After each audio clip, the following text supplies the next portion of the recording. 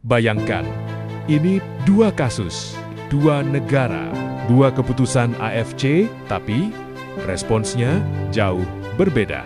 Di satu sisi, kasus Malaysia yang berlarut-larut penuh tanda tanya, dan sampai hari ini terasa seperti diputar-putar.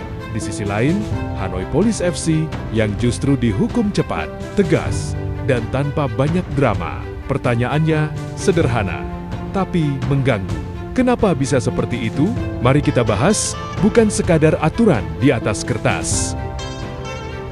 Pertama, kita harus jujur, FC bukan robot, bukan AI, bukan sistem otomatis. FC adalah organisasi yang diisi manusia dengan kepentingan tekanan politik, relasi antar negara, dan citra yang ingin dijaga. Dalam kasus Malaysia yang dipersoalkan bukan sekadar satu pelanggaran teknis, isunya menyentuh struktur federasi, administrasi, bahkan potensi konflik internal. Kasus seperti ini rumit, bukan karena aturannya tidak ada, tapi karena dampaknya besar.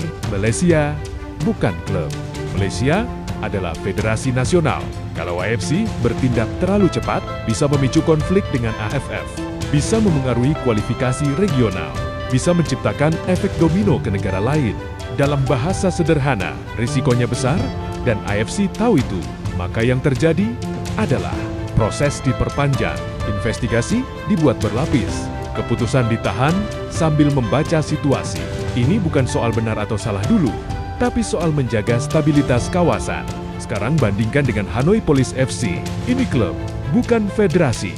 Levelnya berbeda. Pelanggarannya terjadi di pertandingan internasional.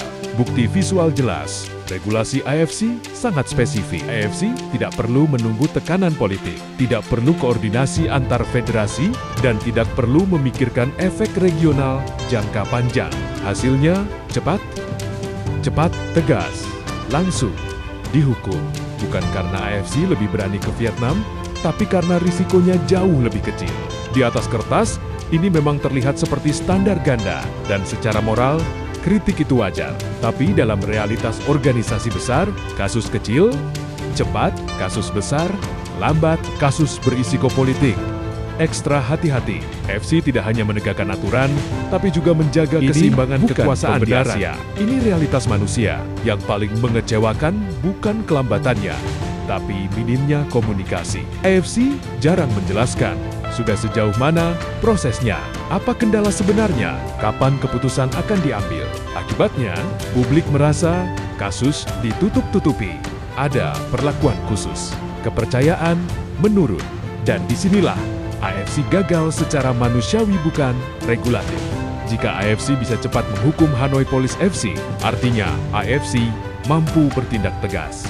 Maka ketika mereka lambat dalam kasus Malaysia, publik berhak bertanya, ini soal kehati-hatian atau keberanian yang hilang? Sepak bola Asia tidak hanya butuh aturan, ia butuh keadilan yang terasa adil.